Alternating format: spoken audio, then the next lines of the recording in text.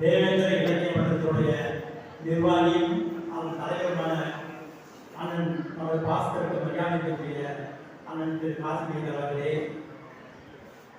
தொடர்ந்து 25 ஆண்டுகளாக இலக்கிய மன்றத்தை வெற்றி நடை நோக்கி பயணித்துக் கொண்டிருக்கும் மன்றத்துடைய அனைத்து நிர்வாகிகளே, எனக்கு முன்னால் பேசிய திரு காளியஸ் அவர்களே, திரு மாதேஸ்வரி அவர்களே, மன்றத்துடைய செயலாளர் திரு சிவராஜ் அவர்களே, திரு ராமச்சந்திரன் அவர்களே, திரு சந்திரமோகன் அவர்களே, திரு நரசிம்மசாமி அவர்களே மற்றும் ஏழைகளை இருக்கின்ற பெரியோர்களே மற்றும் இந்த விழாவினுடைய நிஜ கதாநாயகனான தமிழ்நாட்டிலுள்ள முறை நூல்களில் எல்லாம் வந்திருக்கின்ற 145 மாணவ செல்வங்களே, அவர்களுடைய பெற்றோர்களே, உங்கள் அனைவரையும் வணக்கம். இந்த கல்வி திருவிழாவானது தொடர்ந்து 25 வருடங்களாக எவ்வித சிரமமின்றி ஒவ்வொரு வருடமும் அதனுடைய பணியை மென்மேலும் அதிகரித்துக் கொண்டு வருகிறது. அந்த பணியை சீரும் சிறப்பாக செய்து கொண்டிருக்கிறார் அண்ணன் திரு காசிமேந்தர் பழனிசாமி அவர்கள். ஒவ்வொரு இயக்கத்திற்கும் ஒரு கோட்பாடு உண்டு, ஒரு தாரக உண்டு. திராவிட முன்னேற்ற கழகத்தை எடுத்துக்கொண்டால் கடமை, கண்ணியம், கட்டுப்பாடு என்று சொல்வார்கள். பாரதிய ஜனதா கட்சியை எடுத்துக்கொண்டால் பாரத மாதாக்கு ஜெய என்பார்கள். அதே போல கம்யூனிஸ்ட் கட்சியை எடுத்துக்கொண்டால் உலக தொழிலாளர்களை ஒன்று சேர்க்க என்பார்கள்.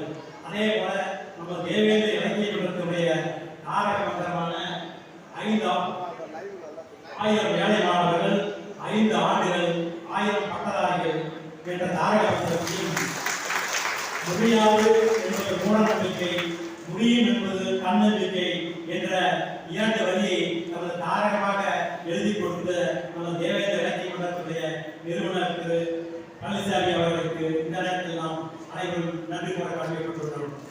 இந்த கூட்டத்திற்கு வந்திருக்கின்ற 145 மாணவ செல்வங்களை எதிர்காலத்தில் நீங்கள் எல்லோரும் ஒவ்வொரு துறையை தேர்ந்தெடுங்கள்.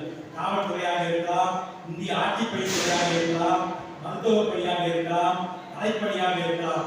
இப்படி எந்த துறையை தேர்ந்தெடுத்தாலும் நீங்கள் அந்த துறையில் நட்சத்திரங்களாக விருக்க வேண்டும் என்பதுதான் எங்களுடைய எண்ணம், இந்த மன்றத்துடைய எண்ணம், அண்ணன் காசிமேந்தர் அவர்களுடைய எண்ணம். எதிர்காலத்தில் 145 மாணவ மாணவிகள் போய் ஆயிரக்கணக்கான மாணவ மாணவிகள் இந்த மன்றத்திற்கு வர வேண்டும். இதன் மூலம் நீங்கள் பயன்பெற வேண்டும். எதிர்காலத்தில் தமிழ்நாட்டில் ஒரு அதிகாரமாக அதிகாரத்தில் இருக்கின்ற ஆக்கப்பூர்வமான பணிகளை நீங்கள் செய்ய வேண்டும். அப்படி எதிர்காலத்திலே நீங்கள் ஆக்கப்பூர்வமான பணிகளை செய்யும் போது இந்த மன்றத்தை மறந்துவிடாமல் மட்டுமல்ல உங்களது பிள்ளைகளுக்கு, நமது பிள்ளைகளுக்கு, நமது வருங்கால சந்ததிகளுக்கு நாம் அனைவரும் வழிகாட்ட வேண்டும் என்று இந்த நேரத்தில் உங்களை கடமைப்பட்டுக் கொள்கிறேன். திருக்குறளிலே ஒரு குறள் வரும், எண்ணியாங்கு எய்துவர் எண்ணிய திண்ணியராக போய். அதனால் மாணவ மாணவிகளே, இந்த குறளை ஞாபகப்படுத்தி வைத்துக் கொள்ள நீங்கள் என்னவாக வேண்டும் என்பதை இப்பொழுதே நீங்கள் ஒரு கற்பனை செய்து கொள்ளுங்கள். அதை கற்பனை செய்து கொண்டு அதற்காக உழைத்தால், அதற்காக கனவு கண்டால் நிச்சயம் எதிர்காலத்தில் நீங்கள் எண்ணியவாறே நடக்கும். அதற்காக கனவு காணுங்கள் என்று சொன்னார் அப்துல் கலாம். தூங்கும் போது காண்பது அல்ல கனவு, உங்களை தூங்க விடாமல் செய்வதுதான் அந்த கனவு.